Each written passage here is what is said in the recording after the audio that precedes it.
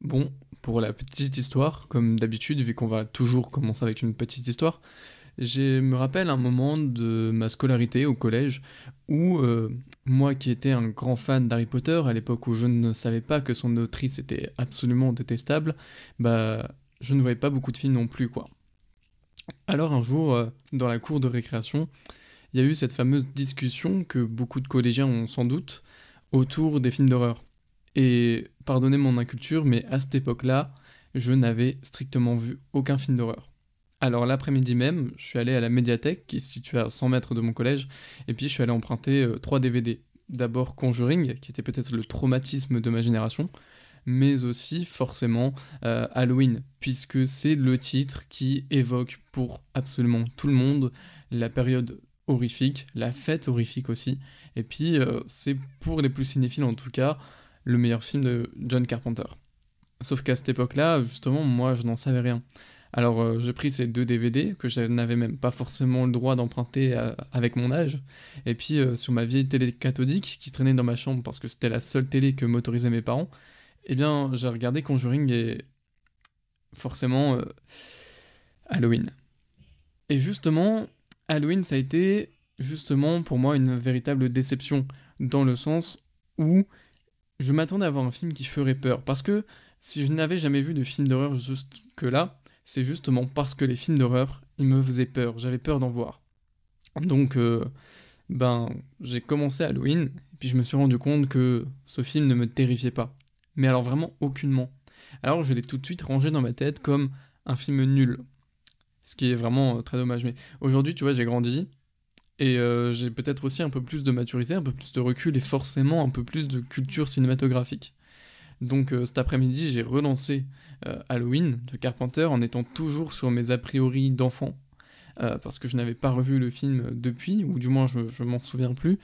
Et bah force est de constater que eh ben, c'est pas si mal que ça ce Halloween de John Carpenter.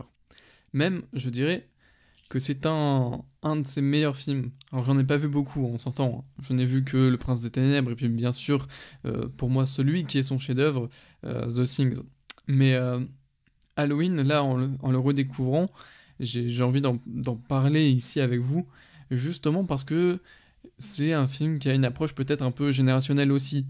C'est un film marquant des années 70, peut-être peut-on dire des années 80, étant donné qu'il est presque à cheval entre les deux décennies, et que c'est aussi un film désormais matriciel pour le cinéma d'horreur, comme le sont beaucoup les films de John Carpenter. Donc pour être tout à fait honnête avec toi, tu vois là, bah, je viens de le relancer, je viens de le finir, et puis tout de suite je lance l'enregistrement de ce premier épisode, parce que l'idée est quand même de réfléchir au film et de prendre du recul, mais pas tant que ça. C'est aussi se poser à chaud et puis parler en pleine improvisation finalement d'un film, en l'occurrence Halloween pour cette semaine, et essayer d'en décortiquer un peu les angles et d'essayer de voir ce qui fait que ce film fonctionne ou justement ne fonctionne pas. Et d'ailleurs, ce qui est assez marrant, c'est que je retrouve un peu ce même ressenti d'enfant. C'est-à-dire que le film, qui autrefois me paraissait vieillot et donc ne me faisait pas spécialement peur, aujourd'hui c'est presque un film qui, je dois le dire, m'ennuie un peu.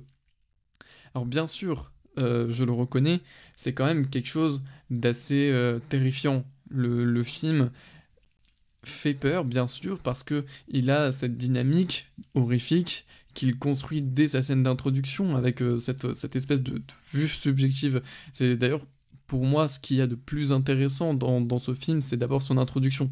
Et c'est aussi ce qui est peut-être aussi le plus culte avec cette fameuse scène en vue subjective où on incarne véritablement au travers ses yeux le jeune Michael Myers qui s'en va assassiner sa maman. Alors on le découvre que sur le tard, mais je trouve que déjà cette scène d'introduction, elle montre à quel point Carpenter est déjà un génie, puisqu'il nous plonge dans un personnage, littéralement à l'intérieur de lui, au travers de ses propres yeux, et on va avoir ici un espèce de, comment pourrait-on dire, de basculement de notre personnalité, de notre persona, avec celle du tueur, ce qui est quand même, pour l'époque, assez comment dire, compliqué de faire passer quelqu'un pour un tueur, entre guillemets, se faire passer soi-même pour un tueur. Donc il y a cette dynamique-là qui se lance, et tout de suite, je remarque que forcément, enfant, je n'avais pas le même esprit qu'aujourd'hui. C'est un grand moment de mise en scène, bien sûr, et en même temps, je retrouve avec un peu de recul cette envie qu'a peut-être John Carpenter de ne pas faire peur, justement, dans la façon dont il met en scène le monstre masqué qui est Michael Myers. On n'a pas spécialement une envie d'en faire de lui une créature terrifiante. Enfin, si, bien sûr, mais dans sa mise en scène, je ne trouve pas. Parce que quand on va le voir d'abord dans un premier temps, c'est au travers ses yeux à lui. Ensuite, quand on va le voir dans une période où il est plus adulte, et c'est aussi les premiers moments où il côtoie Laurie Strode, bien sûr, et ben on va le voir comme si son corps était finalement coupé par le cadre. On va avoir qu'une partie de son épaule quand il sera dehors, on n'aura qu'une partie de sa tête, on aura aussi beaucoup ses pieds. On n'aura jamais son corps en intégralité, du moins durant une bonne partie du film. D'ailleurs, son visage est totalement masqué, mais ça aussi c'est forcément important. Et puis, on est dans la jeunesse du slasher avec Halloween, forcément le masque est une icône d'Halloween. Mais ce que je veux dire par là, c'est que justement pour un personnage qui s'arme d'un couteau, qui s'en va donc découper de la chair, découper des gens, bah c'est assez marrant de le voir lui-même découpé, de le voir lui-même scindé par la mise en scène de John Carpenter. Et ça, moi, si tu veux, c'est quelque chose qui d'abord m'interpelle parce que je ne comprends pas forcément ce geste de mise en scène au début. Et en même temps, je trouve ça absolument, absolument génial, le découpeur découpé. Bon, bien sûr, ça va bien plus loin et on pourrait théoriser beaucoup plus sur la façon dont Carpenter filme ce personnage, mais il y a pour moi quelque chose dans Halloween qui est beaucoup plus intriguant que ce simple découpage du corps et des chairs. C'est cette façon qu'a justement Michael Myers de se cacher, d'être caché aussi par le réalisateur. Parce que justement toute la dynamique elle est là, c'est de faire de lui un monstre certes, mais un monstre qu'on ne verrait pas. C'est le mal tapis, le mal obscur, peut-être aussi le mal souterrain, qui est une grande idée de John Carpenter, hein, puisque on le sait, chez lui, dans beaucoup de films, Le Prince des Ténèbres en particulier, The Thing aussi, le mal est contaminant. Il passe d'un individu à l'autre, ou du moins se propage et se disperse dans un territoire. Bien sûr, c'est toute la question de The Things, avec cette espèce de grande banquise qui va être contaminée justement par le mal. Et bah dans Halloween, c'est aussi le cas. D'ailleurs, le professeur Loomis, qui est en charge de chasser Michael Myers, eh ben, va aussi le qualifier comme tel. Il va l'appeler à un moment le mal. Bah, c'est déjà quelque chose que je trouve, moi, super intéressant comme façon de raisonner, puisqu'on est déjà dans l'esprit carpenterien. On est déjà dans cette dynamique de faire du monstre le mal américain qui se répand un peu partout, puisque à la base Michael Myers, il était dans son hôpital psychiatrique, on le voit en début de film, et puis forcément il y a cette scène d'évasion, qui est d'ailleurs un brin terrifiante quand même quand il se place sur le toit de la voiture, et que justement nous, on ne le voit pas. On voit tout à travers ses yeux, mais à ce moment-là, précisément nous, nos yeux à nous sont aveugles. Ça, c'est une belle idée pour faire peur aussi, hein. C'est aussi une des grandes idées de Conjuring, de James Wan, que je parlais aussi en début d'épisode. Mais on n'est pas là pour parler Conjuring, on est là pour parler d'un bien meilleur film. Et du coup, moi, ce côté-là, en fait, finalement, on va le voir, puisque le mal va se propager jusqu'à 250 km, pour être précis, puisqu'il va rejoindre cette fameuse ville.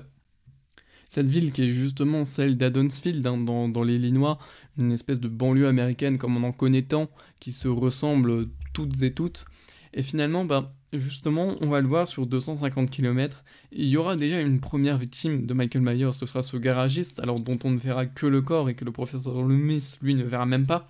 Mais c'est déjà cette idée que le mal se propage sur le territoire. Et en l'occurrence, ce territoire, qu'est-ce que c'est? C'est l'Amérique. C'est le mal américain. Et cette idée du mal américain, typiquement carpenterienne, elle se voyait déjà du coup dans Halloween, qui pourtant est peut-être pas son premier film au strictement parlé. En vérité, je n'en sais rien où il se place dans la filmographie de John Carpenter, permettez-moi d'aller vérifier. Donc ce n'est effectivement pas son premier film à John Carpenter, mais c'est un de ses premiers films, peut-être son troisième. Et il y a cette dynamique, justement, qui va finalement être annonciatrice de tout ce que sera l'œuvre de Carpenter plus tard sur la question du mal et sur la question du mal américain. C'est quelque chose, moi, qui me passionne, cette question de la contagion du mal chez Carpenter, et c'est en même temps la grande idée de sa mise en scène et de sa filmographie en général, mais c'est ici qu'elle trouve son point de départ, je trouve. Alors on pourra dire que justement elle aurait été accomplie pleinement dans The Thing, qui est un autre de ses très grands films. Mais moi, tu vois, il y a ce truc qui fait que voilà, je trouve que ça naît d'Halloween. Et en même temps, dans ces grandes idées aussi, justement, c'est de montrer que le mal, il est tapis dans l'obscurité, dans l'ombre. Enfin, du moins, il se cache. Puisque si on part du principe que Michael Myers, c'est le mal, eh bien, on peut aussi se rendre compte que finalement, on ne filme jamais frontalement. C'est-à-dire que d'abord, quand les deux petits-enfants que garde Laurie Strode vont lui signaler la présence du boogeyman, parce que c'est comme ça que va être qualifié en finale Michael Myers par ceux qui ne le connaissent pas. C'est le boogeyman, c'est le croque-mitaine. Donc quand ces deux enfants vont dire à Laurie, regarde par la fenêtre, il y a le croque-mitaine, et bien justement, elle ne va jamais le voir. Parce que il va un peu se cacher, il va aller partir, enfin on sait pas trop ce qu'il fait, c'est là tout le mystère de Michael Myers, mais c'est cette idée passionnante que le mal, on ne le voit pas. Et justement, même quand Carpenter le filme frontalement, je pense notamment à cette séquence assez formidable où Laurie Strode est justement dans son lycée en train d'écrire ses cours. Enfin, je sais pas ce que son professeur lui raconte, sans doute est-ce pas vraiment intéressant, mais elle le regarde par la fenêtre et effectivement, il est là. Mais alors, il est là, filmé en plan large, avec des rideaux qui obstruent la vision, avec une voiture devant lui, et puis lui qui est quand même très lointain. Et c'est un plan, justement, qui ne dure que quelques secondes à peine. C'est 2-3 secondes, c'est limite un flash. On a très vite fait de ne pas voir Michael Myers dans ce plan. Et pourtant, on sait qu'il est là, parce que la musique, composée par John Carpenter lui-même, résonne et sonne très souvent. C'est d'ailleurs un des grands points forts du film, je trouve, que justement, quand la mise en scène se met en tête de cacher son personnage avec des séquences comme celle-là, parce qu'il y en a d'autres, hein. Il y a aussi ce moment où Laurie, du haut du premier étage de sa maison, regarde l'espèce de linge blanc qui est attaché qui est accroché en bas de chez elle, disons. Bah, il est aussi là, mais tout aussi furtif. Son masque est blanc, il se cache près des draps blancs. Le plan est vraiment pas très long.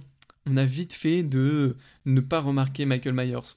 Et en fait, quand on regarde toutes ces apparitions, c'est toujours un peu comme ça. Soit il est volontairement caché, réduit en hors champ, soit il est présent dans le champ, mais on le distingue à peine. Dans le final du film, il y a aussi ce moment où Laurie essaye de se relever, et puis lui, dans la pénombre, il se relève aussi, mais il est placé dans le flou, dans la profondeur de champ qui justement n'est pas très lointaine. Donc on a l'ombre finalement du personnage, sa silhouette, puisque Michael Myers est avant tout une silhouette, mais jamais finalement il n'est filmé en plein cadre, jamais on aura vraiment son corps en entier, et en même temps il est tout le temps dissimulé.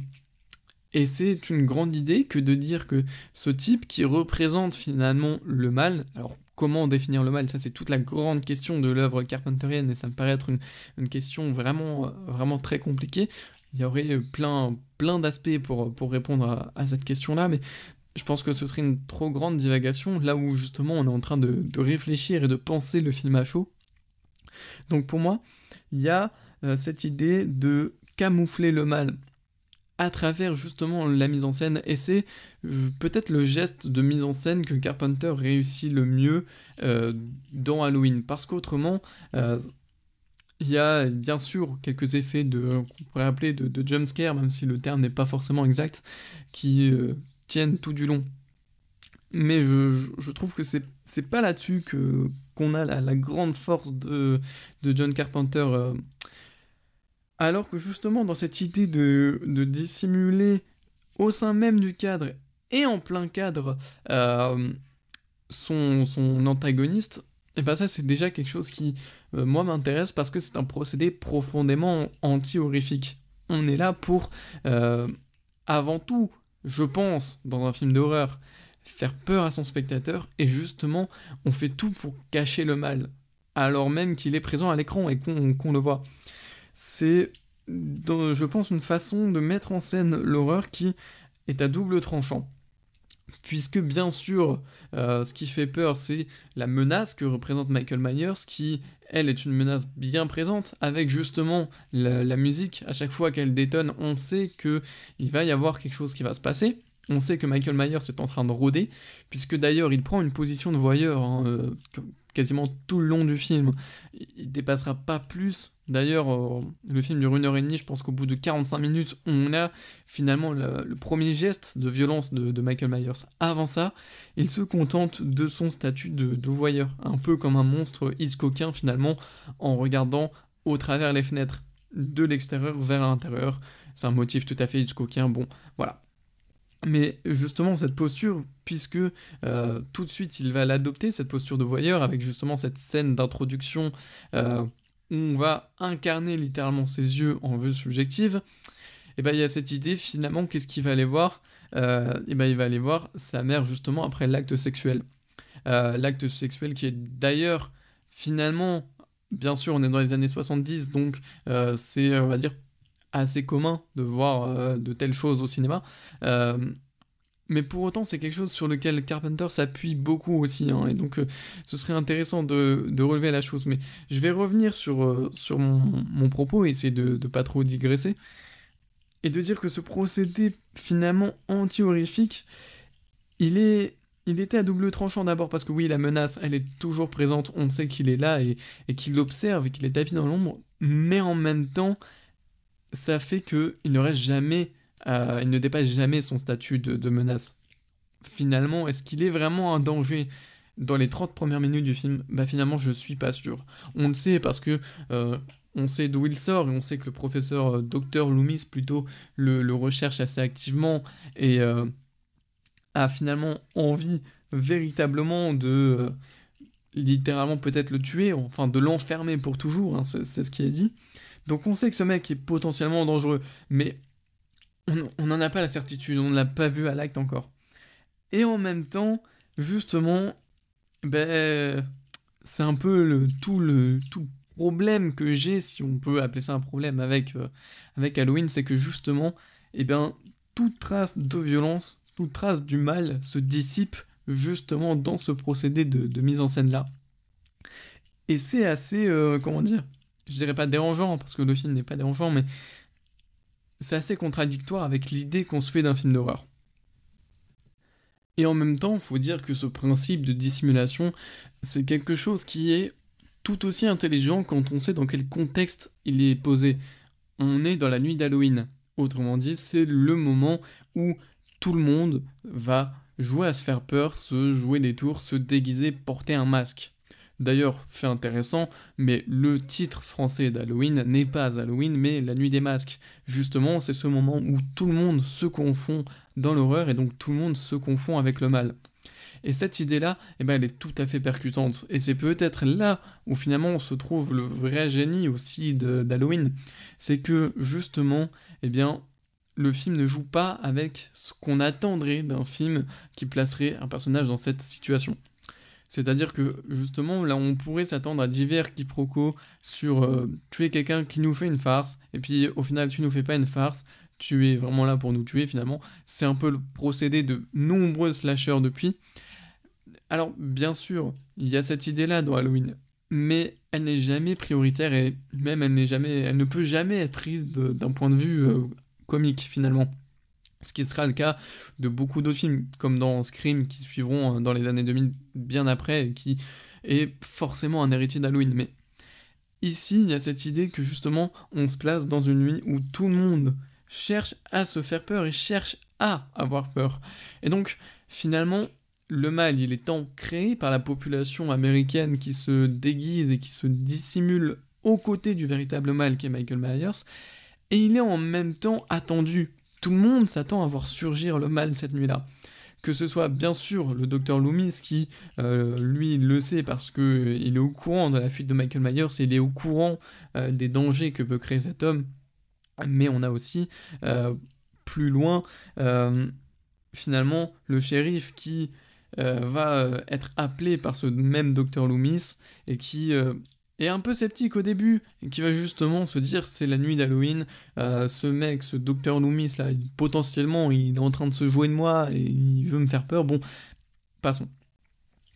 Mais du coup, c'est un peu un concept un peu intéressant dans le principe justement que le mal serait finalement partout et attendu par la population. Bon, et puis bien sûr, je pense qu'il faut aussi revenir et parler sur un peu l'héritage qu'imposera Halloween après, parce que oui, je fais des sauts un peu brusques comme ça, mais on sort du film, on est à chaud, donc on essaie de poser un peu, d'étaler nos idées par-ci par-là, et puis de toute façon, ce sera aussi à vous d'essayer d'extraire de tout ce flux de paroles des choses qui vous semblent plus pertinentes que d'autres. Bon, moi je voudrais parler un peu de l'héritage d'Halloween, puisque c'est un film qui a créé un genre. C'est littéralement le papa du slasher. Ces nombreux films maintenant, puisqu'on peut le dire, ça existe encore, on en voit encore à nos jours, c'est pas du tout mort, au contraire, on est sur quelque chose de tout à fait vivant, et il y a même un espèce de revival, si on peut dire, avec justement la saga Scream qui revient, également la saga Halloween qui a été reprise par David Gordon Green avec ces espèces de remakes, et puis ceux de Rob Zombie aussi avant, bref, ça revient, et c'est un film qui a créé tout un héritage. Et pourtant, je ne pense pas que ce soit un film qui, de prime abord, dans les années 70, avait de quoi impacter véritablement le monde du cinéma. Puisque je trouve que c'est quand même un film mineur, au-delà de ce petit génie de mise en scène dont on n'a fait que de parler depuis tout à l'heure. Qu'est-ce qui est vraiment marquant pour le grand public finalement? Qu'est-ce qui a créé toute cette dimension iconique autour d'Halloween? Ben, je pense que c'est tout simplement Michael Myers, puisque ce tueur masqué, qui n'a d'ailleurs pas le masque le plus subtil du monde, je veux dire, il est quand même reconnaissable, le masque d'Halloween. Tout le monde reconnaît le masque d'Halloween. Euh, et puis, bien sûr, le couteau tenu vers le bas, avec des coups qui sont mis du haut vers le bas. Bon, c'est des petits détails, mais ce sont précisément ces petits détails-là qui ont donné naissance au slasher. Et moi, je dois dire que je suis quand même, alors à une échelle moindre quand même, mais je suis quand même assez surpris que ce soit Halloween qui ait lancé cette mouvance-là du slasher, justement parce que de prime abord, c'est pas du tout un film qui, je pense, était aussi très exposé. Est-ce que ça a été un véritable succès? Je ne sais même pas, mais c'est quand même assez particulier qu'un film qui s'entête autant à être le moins horrifique possible, enfin du moins, quand je dis le moins horrifique possible, c'est dans cette idée de dissimuler Michael Myers au sein du cadre. C'est pas forcément moins horrifique, c'est une manière différente de produire de l'horreur, surtout pour les années 70, mais même aujourd'hui, c'est pas quelque chose qu'on voit beaucoup. On l'a vu chez Mike Flanagan récemment avec sa série The Haunting of Hill House, qui jouait aussi de ce principe de cacher le mal au sein du cadre et de laisser le spectateur facilement passer à côté. Et c'est pour ça que le travail de Flanagan sur cette série est totalement passionnant, et je trouve que finalement, à part Flanagan, peu de gens ont réussi à véritablement faire de ce principe-là un bon geste de mise en scène. Beaucoup ont essayé, hein, mais c'est pas quelque chose qui est souvent réussi. Donc franchement, bravo monsieur Flanagan, vous avez réussi à reprendre ce grand trait carpenterien et en faire quelque chose de quand même relativement formidable dans la façon dont il pose sa caméra et compose ses plans. Mais je trouve justement, c'est là aussi où je vais pousser l'interaction avec vous, c'est qu'est-ce qui a fait, et c'est toute la grande question sur laquelle on va se laisser, qu'est-ce qui a fait que Michael Myers est devenu un monstre iconique? Qu'est-ce qui a fait que derrière, on a une dizaine, voire une quinzaine de films Halloween qui ont suivi depuis 1978 et qui d'ailleurs ne sont peut-être pas éteints, on n'est pas loin d'avoir encore dans l'avenir, je pense, la saga Halloween qui va revenir, malgré le fait que Halloween Ends avait potentiellement enterré à jamais Michael Myers, mais Je trouve que c'est quand même fascinant qu'un monstre aussi maléfique, dans le sens propre et premier du terme, soit devenu une icône d'un genre cinématographique qu'est l'horreur. Bon, c'est là-dessus qu'on va se laisser. Je m'excuse d'avance aussi. Ce premier épisode paraît brouillon, que les idées s'éparpillent un petit peu. C'est justement toute l'idée de ce podcast, c'est de se poser à chaud, ou du moins en totale improvisation, sans penser aussi les arguments qui vont être posés, et de les dispatcher un petit peu comme ça. C'est toute l'idée, c'est un parti pris, et c'est aussi un format de discussion, puisque tu l'auras remarqué, mais j'essaye de te parler directement à toi qui m'écoutes depuis le début, et essayer un peu de créer un peu de fausses discussions, puisque malheureusement, toi, tu es privé de parole, tu n'es bon qu'à subir mon écoute, si on peut dire ça comme ça. Donc, voilà, n'hésitez pas à faire vos retours aussi sur cet épisode. En tout cas, nous, on se voit dimanche prochain pour parler d'un autre film, d'un autre cinéaste aussi, et on essaiera, bien sûr, à terme, d'explorer des films beaucoup moins connus, mais tout aussi pertinents. Allez, salut, salut.